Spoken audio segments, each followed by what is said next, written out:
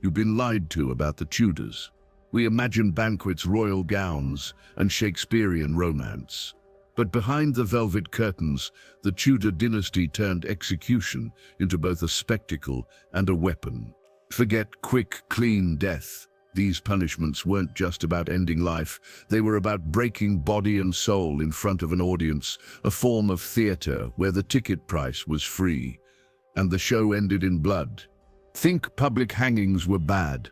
In Tudor England, you could be boiled alive by royal decree, your entrails burned before your eyes, or forced to watch your own limbs nailed up across the city as a warning sign. And the irony, these were justified, not as crimes against humanity, but as crimes against the crown. Loyalty was measured in body parts. Tonight we descend through 7 levels of Tudor brutality, each more grotesque than the last. From Anne Boleyn's eerie calm at the scaffold, to rebels being quartered like butchered cattle, to the boiling law that made soup of human flesh, these aren't just history lessons, they're nightmares with footnotes. And here's the kicker. Many of these punishments were designed less for justice and more for political theater. They make today's true crime horrors look like PG-rated drama. So buckle up, because once you hear how Tudor England really handled justice, you'll never look at royal crowns or courtroom gavels the same way again. It begins with silence. No jeering mob, no roaring chaos, just the eerie hush of 1,000 held breaths.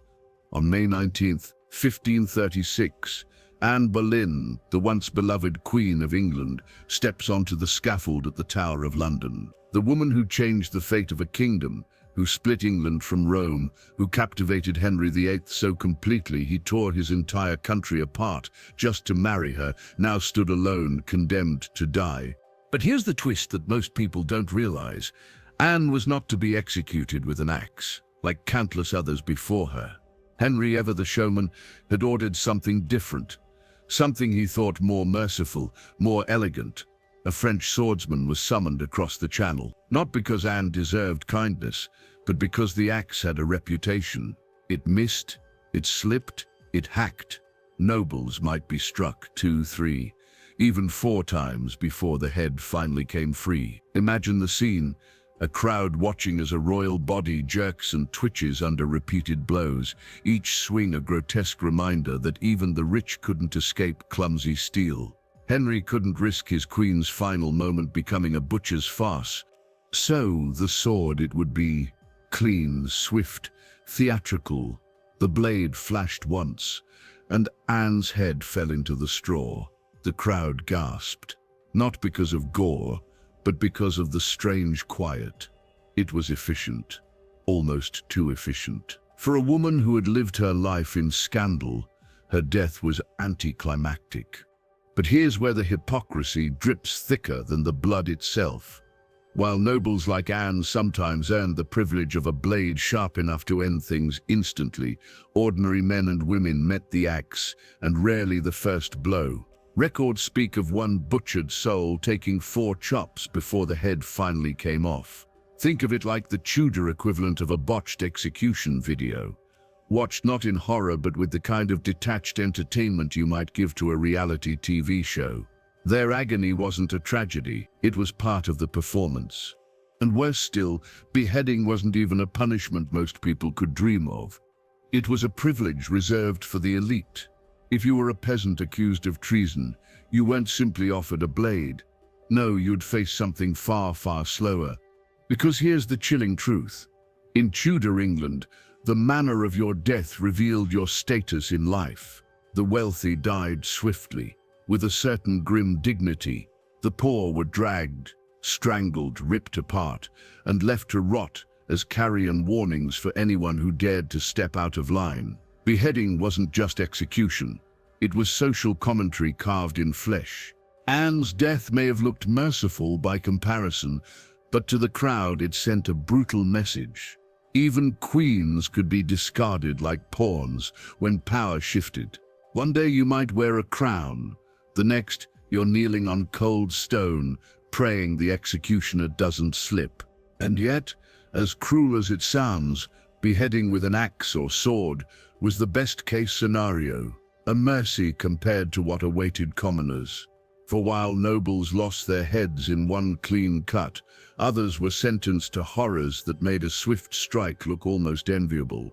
Because the Tudors, masters of spectacle, had punishments designed not just to kill but to prolong, not just to end a life, but to cook it, tear it, burn it. If Anne Boleyn's beheading was the velvet-gloved face of Tudor justice, the iron fist was still waiting, and when it clenched, it would squeeze out every scream. And that's where the story plunges downward. Because if you thought the nobility's deaths were brutal, the fate of peasants was far, far worse. They weren't spared by mercy blades or French swordsmen. Instead, they were sentenced to punishment so slow, so inhuman, that beheading suddenly looked like a blessing. But it gets worse. It started with a law, not an accident of mob justice, not the whim of a deranged executioner, an official decree signed by the king himself. In 1531, Henry VIII, the most powerful man in England, decided that poisoners should no longer simply be hanged. That was too clean, too ordinary. Instead, they would be boiled alive. Yes, literally thrown into a cauldron, flesh simmering in front of the public, as if justice itself had been transformed into a grotesque recipe. The first man chosen to christen this horror was Richard Rose, a cook's assistant accused of slipping poison into a pot of porridge. The evidence was shaky. Some even whispered that Rose had been a scapegoat for the kitchen's disaster. But in Tudor England, evidence mattered less than spectacle. What mattered was fear. Fear that Henry's subjects would hesitate before tampering with the king's food. Fear that betrayal would be met with something so unthinkable that it scarred every witness. On the day of execution, Rose wasn't marched to a gallows or scaffold. Instead, a huge iron cauldron of water was prepared, set to a violent boil. Imagine the sound, bubbling, hissing, the hiss of steam rising into cold London air, and then the man himself, stripped, shackled, and forced toward the pot. There was no swift drop, no single stroke. He was lowered in, screaming, as the water devoured his skin. The crowd gasped, not just in horror, but fascination. This wasn't a quick death. The human body doesn't melt like wax. It resists, skin slows off in sheets, muscles seize, lungs heave for air. Rose shrieked, clawed, twisted in agony as the water seared deeper. And here's the cruelest part. He was hauled out once, briefly, before being shoved back in, prolonging the torment. It took hours before life finally left him. Witnesses described the smell of cooked flesh hanging over the square, a stench that clung to clothes, hair, memory. This wasn't justice. It was a public cooking show, one where the main ingredient was human. And yet, the crowd stayed. They didn't flee. They watched, captivated, as though punishment was theater and pain was entertainment. And in Tudor England, that's exactly what it was. Death wasn't just an end. It was a message, a sermon without words. Betray the king, and you don't just die. You are unmade piece by piece, until even your body rebels against you. Modern parallels almost write themselves. Imagine if courts today sentenced criminals to slow, made-for-TV torture streamed live for the masses. Disturbing, yes, but that's what the Tudors normalized. For them, watching a man boiled alive wasn't barbarism, it was deterrence. It was politics wrapped in boiling water and human screams. And Henry VIII loved it. He had found a punishment that was both terrifying and unforgettable. It didn't just kill the accused, it etched fear into everyone who saw it, burned into memory more deeply than any sermon could. Because sermons fade, the image of a man writhing in a cauldron does not. But here's the catch. Boiling alive wasn't even the worst fate the Tudors could dream up. As horrifying as it sounds, it was still over within hours. It was agony, yes, but finite. For traitors, for those who dared challenge the crown directly. There were punishments designed not just to hurt, but to dismantle, to stretch suffering into an ordeal that made boiling look merciful. Because the Tudors didn't just want criminals dead. They wanted them destroyed, paraded, humiliated, and remembered in pieces.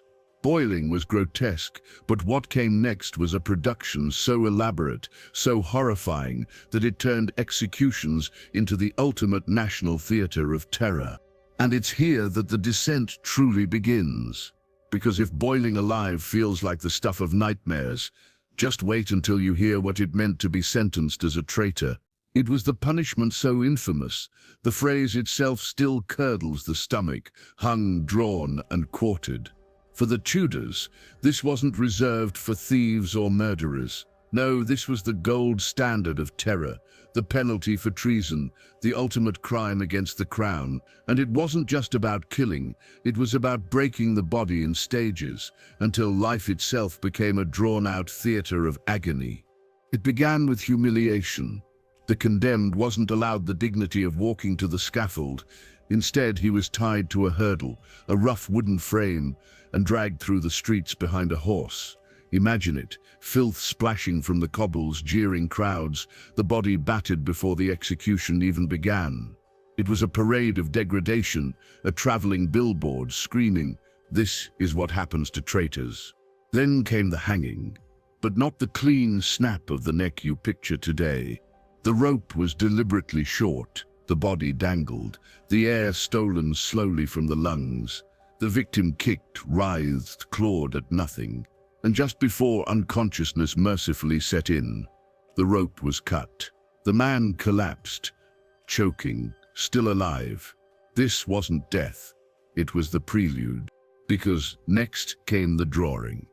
The belly was slit open, and the executioner, trained more in cruelty than precision, pulled out the entrails while the victim still breathed. The crowd was forced to watch as human intestines spilled like ropes onto the scaffold, each coil a grotesque revelation of how much the body can endure before it shuts down. And here's the cruel flourish. Those organs were tossed into a fire, burning before the victim's fading eyes. It wasn't just execution, it was psychological torture, a reminder that even your insides could betray you. Only after this carnival of pain was the head finally struck from the body. But even then, the torment wasn't finished. The corpse was divided, arms, legs, trunk, quartered like livestock in a butcher's shop. Each bloody piece became a message, nailed up at city gates or mounted on spikes along bridges. London Bridge itself became a macabre gallery, heads rotting in the open air, birds pecking at the faces of former rebels, sun bleaching their skulls into ghastly ornaments. Consider the message. Every time you entered the city, you were greeted not by banners or welcome signs, but by human remains, rotting propaganda, screaming loyalty or death. In a sense, it was the Tudor version of the billboard. Except instead of advertising shoes or perfume, it advertised terror and the victims. They weren't nameless. Some were the highest profile figures in Tudor politics. Sir Thomas More, once the king's trusted advisor, executed for refusing to recognize Henry VIII as head of the Church of England. Catholic martyrs who clung to Rome, rebel leaders who dared to rise against royal authority. They were turned into examples, their deaths a warning carved in bone and blood. The horror is easy to dismiss from a distance, but imagine standing in that crowd, your children in tow, watching a man convulse as his body is opened before him. You didn't have a choice. Attendance wasn't optional. It was expected. These weren't private acts of justice. They were mandatory lessons in obedience. And that's what makes this punishment so insidious. It wasn't just about silencing the guilty, it was about performing power. The Tudors turned the scaffold into a stage, the condemned into unwilling actors, and the audience into complicit witnesses. Everyone became part of the show, and once you'd seen it, you never forgot. Think about it this way. If boiling alive was a grotesque cooking show, then being hung, drawn, and quartered was a full theatrical production. A play where the finale was dismemberment and the applause was fear. It was horror packaged as entertainment, centuries before Netflix. And just when you think it can't get any darker, it does. Because if executions were stages of torment, some of them weren't even meant to end in silence. Some were designed to make the crowd laugh, jeer, and cheer. Because in Tudor England, even death itself could be twisted into a form of entertainment. Picture this. Thousands of people gathered in a square, not for a market, not for a sermon, but for a killing. Vendors hawked meat pies, children climbed onto shoulders for a better view, and pickpockets slipped through the crowd like sharks. For the Tudors, executions weren't shameful secrets hidden away in dungeons. They were prime-time entertainment. At Tyburn, the most notorious execution ground in London, the atmosphere was closer to a carnival than a court of law. People traveled for miles, packed wagons, and camped overnight to secure their place at the spectacle. The condemned were paraded through the streets on carts, jeered at, blessed, spat on, or cheered depending on the mood of the mob. By the time they reached the gallows, the crowd was electric. This wasn't just justice, it was a festival. And the performance didn't end with the rope. The condemned were expected to speak, to confess, to repent, to beg forgiveness, or if they dared to proclaim innocence and curse their accusers. These final words mattered more than any courtroom testimony. They were scripted moments of theater, political messages disguised as dying breaths. The Tudors knew this. They choreographed executions like plays. The scaffold became a stage, the condemned an unwilling actor, and the audience the judge of how the show ended. Henry VIII and his successors demanded that traitors acknowledge guilt publicly because silence wasn't enough. Fear had to be performed, and when a prisoner refused to play their role, the executioner's axe often came down a little harder, a little slower, as if to punish defiance even in death. The irony is grotesque. The same monarchy that claimed executions were about order also ensured they were entertaining enough to keep the masses hooked. In a world without television, this was reality TV, with blood. Take the case of Thomas Wyatt the Younger, who led a rebellion against Mary the Font. When he was executed in 1554, the crowd was so massive it nearly crushed itself, tens of thousands desperate to see him fall. As his body swung, hawkers sold pamphlets of his so-called confession, printed in advance, ready to be eaten up like theater programs at a modern musical. And there was comedy too, if you can call it that. A botched hanging might provoke laughter. A trembling noble fumbling his last words might draw mockery. The scaffold became a stage where humiliation was just as valuable as gore. But the dark genius of the Tudors lay in their ability to transform cruelty into shared experience.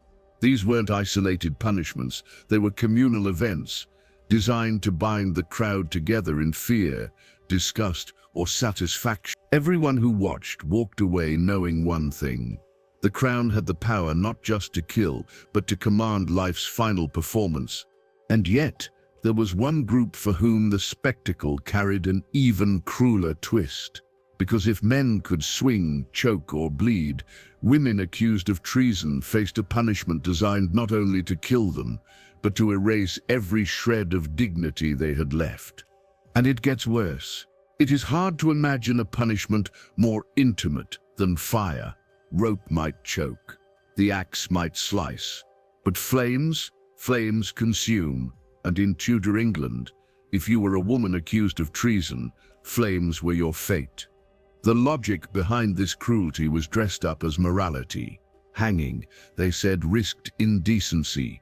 Skirts lifting, legs exposed to the jeering crowd.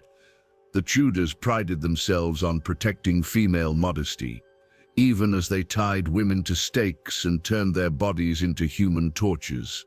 Death by fire wasn't about modesty. It was about control, spectacle, and the slowest kind of obliteration imaginable. Take Anne Askew, one of the most chilling examples. Born into a respectable family, she had the audacity to read the Bible in English and speak her own mind about religion. For Henry VIII's daughter, Queen Mary the Font, that was heresy, an unforgivable crime. But Askew wasn't broken easily. Before her execution, she was racked in the Tower of London, her joints stretched until they dislocated. By the time she was dragged to the stake in 1546, she was so crippled she had to be carried in a chair. Even then, she refused to recant. Picture the scene, tied upright with iron chains, too broken to stand on her own, flames licking at her feet. The fire rose, catching her dress, her hair, her skin. Crowds pressed forward, faces glowing with reflected firelight. They didn't turn away. They watched as a young woman was devoured, the air thick with the stink of burning flesh and charred fabric. Her screams were not silenced by the crackling wood. They were amplified by it. And Anne wasn't the only one. Scores of women met the same fate during the Marian persecutions. Ordinary mothers, daughters, wives turned into examples by a system that pretended to shield their dignity, even as it burned their bodies alive in public squares. The hypocrisy is staggering. Women were spared the noose not out of compassion, but because fire was deemed more fitting, a punishment that stripped them not just of life but of humanity. It's here where modern comparisons are unavoidable. Imagine a government today insisting it was preserving a woman's honor by broadcasting her suffering live on screens, justifying cruelty with a twisted sense of propriety. That's what the Tudors did. They turned morality into fuel for pyres. And for the crowds, this wasn't just punishment, it was theater of purity and damnation. The burning of a woman was framed as a moral lesson. Her body, once defiant, reduced to ashes as proof that resistance was futile. Children were dragged to watch, taught that the same fire awaited anyone who questioned authority. It is one of the ugliest truths of Tudor England. Gender dictated not just how you lived, but how you died. A man could swing or be hacked to pieces. A woman was reserved for the flames. Fire became the gendered weapon of state power. But here's the darker twist. Some women never even made it that far. Because for those accused of treason or heresy, the Tudors didn't always wait for evidence or even a real trial. Sometimes guilt was assumed, verdicts predetermined, and the execution became not justice, but a sham performance of legality. And if burning alive sounds like the ultimate cruelty, wait until you hear how the Tudors turned even the idea of justice into its own executioner. Because in the next stage of this descent, the real torture wasn't always in the flames, it was in the courtroom lies that lit them. But it gets worse. Sometimes the most terrifying part of Tudor justice wasn't the axe, the rope, or the flames. It was the courtroom. Because in the Tudor world, guilt wasn't always proven. It was scripted. Trials became theater, verdicts were predetermined, and the condemned often walked into the dock already knowing how their story would end. Take Anne Boleyn again. Not her death, but the sham trial that paved the way. She was accused of adultery, treason, even incest with her own brother. The evidence, whispered rumors, forced confessions, witnesses whose testimonies contradicted themselves. Yet the jury of nobles, men who owed their wealth and status to Henry VIII, dutifully declared her guilty. They didn't need proof. They needed survival. And survival meant pleasing the king. This was the great hypocrisy of Tudor justice. On the surface, it claimed to follow the law, trials, juries, evidence.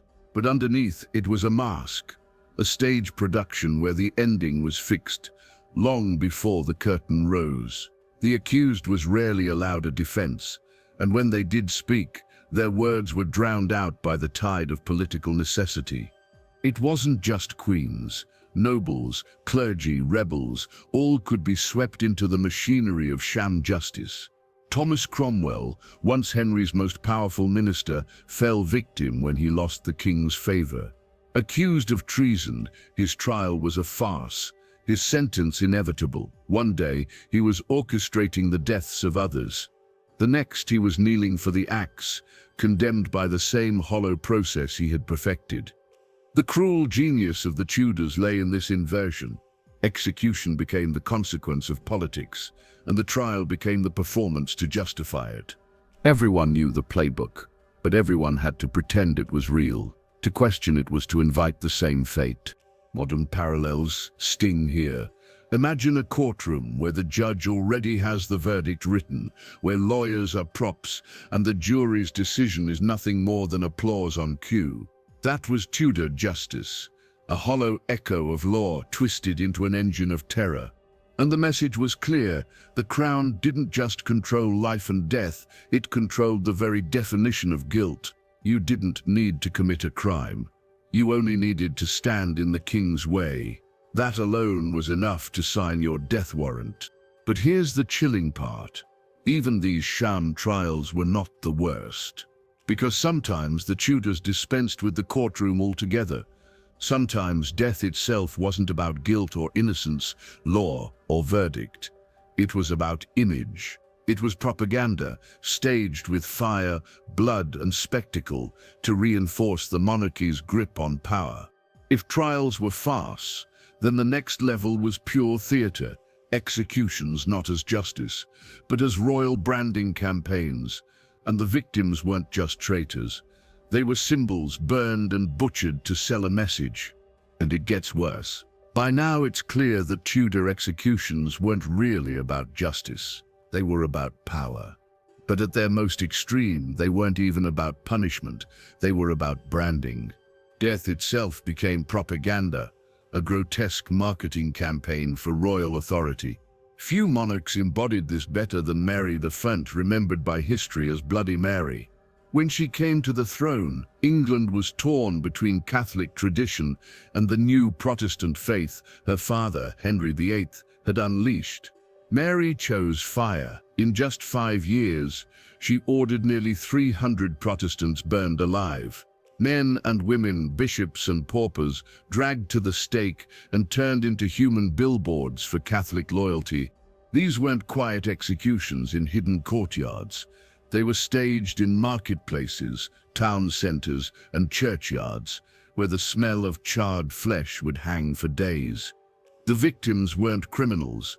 They were chosen precisely because they represented the wrong faith. And their deaths carried a message: disobey Mary's vision of religion.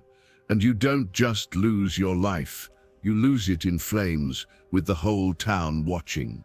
It was propaganda by firelight. Every pyre lit up the monarchy's authority, every ash heap whispered submission. And it worked, at least for a time. Parents pulled their children closer. Priests thundered warnings from pulpits. Neighbors whispered about the family down the street, who suddenly stopped attending Protestant services.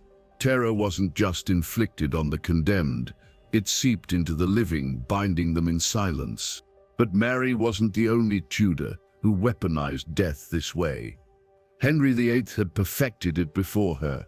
His entire reign was littered with staged killings meant to silence dissent and project invincibility. From the heads on London Bridge to the quartered bodies rotting on city gates, his kingdom became a living gallery of deterrence. Each display told the same story. The crown was eternal, you were disposable. Think about the psychology here. Modern governments run ad campaigns, plaster slogans on billboards, push messages through screens. The Tudors didn't need any of that. Their messaging system was far more primal. They branded their authority directly into human flesh. A decapitated head was the logo. A burning body was the tagline.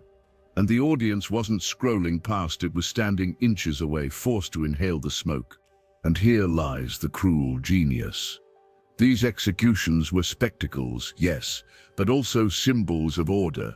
They told the public that chaos was punished, that heresy was annihilated, that rebellion was unthinkable.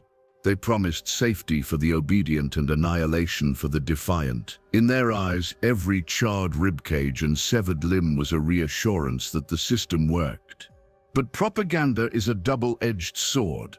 The more Mary burned, the more she inflamed resentment. Instead of silencing Protestants, her bonfires created martyrs. Stories of men and women calmly singing hymns as flames consumed them spread across the realm, turning death into resistance. Her propaganda backfired. Where Henry's severed heads had once cowed a population, Mary's pyres inspired whispers of rebellion. Even in the heart of terror, defiance flickered. Still, the effect lingered. Tudor subjects lived in a world where the monarchy's authority wasn't written in laws or decrees, but in bodies displayed, burned, butchered, and broken. Fear wasn't an accident of justice. It was the entire point. And that's the ultimate horror. These executions were never really about the condemned at all. They were about everyone else, the silent witnesses, the terrified neighbors, the children dragged to watch. The Tudors understood what modern regimes, dictators, and even corporations know. Control isn't about killing the enemy. It's about staging the killing so that everyone else never forgets who's in charge. It makes boiling alive, hanging, quartering, and even burning feel like levels in a single grotesque performance, each one building toward this final truth. Execution wasn't the end. It was the adjutant, and the product was fear. But even after the flames died down and the skulls bleached white on their spikes, the message didn't vanish. It echoed, decade after decade, shaping how people thought, prayed, and obeyed. And that's why the Tudors remain terrifying today. Not because of the blood they spilled, but because of how effectively they turned blood into power. But it gets worse, because while the Tudors may be gone, their strategy isn't. Look around and you'll see echoes of their propaganda everywhere. So what have we uncovered in this descent through Tudor justice? 7 levels of brutality, each one peeling back the mask of royal glory to reveal something far darker beneath. First came the beheadings, the so-called merciful deaths of nobles like Anne Boleyn, swift, elegant, almost surgical, but only for the privileged. For the common man, the axe was blunt, the blows sloppy, and mercy was a luxury you couldn't afford. Then came the boiling law, a punishment so grotesque it turned the human body into a cauldron's ingredient list, a kitchen nightmare staged as public deterrent. Next, the ultimate horror show, hung, drawn, and quartered. A performance in 4 acts, parade, choking, disembowelment, dismemberment, designed not just to kill, but to unmake a human being in front of an audience. Executions weren't hidden away. They were staged as theater. Crowds jeered, hawkers sold food, and the condemned were forced to deliver final speeches like actors playing their parts. The scaffold wasn't a place of justice. It was the Tudor stage. For women, the punishment was fire, a grotesque twist where modesty became the excuse to burn them alive in marketplaces, their screams disguised as morality plays. And even before the flames, sham trials ensured the condemned were guilty before they opened their mouths. The courtroom became the warm-up act for the scaffold, a farce of legality performed to justify royal paranoia. Finally, the ultimate revelation, death itself as propaganda.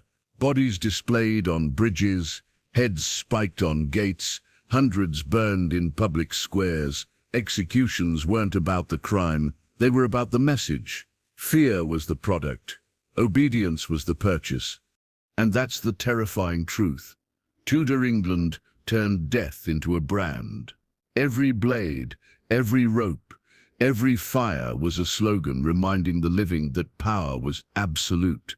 You didn't just live under the Tudors, you lived inside their theater of terror. But here's the sting. Strip away the gore, and the strategy still feels familiar. Modern regimes use media the way Tudors used the scaffold, as spectacle, as warning, as propaganda. Today, it's not severed heads on London Bridge. It's scandals, smear campaigns, public shamings that destroy reputations instead of bodies. The executioner has traded the axe for the algorithm. The Tudors proved one thing: power doesn't just kill. It stages the killing, makes you watch, and ensures you remember. And centuries later, the playbook still hasn't changed.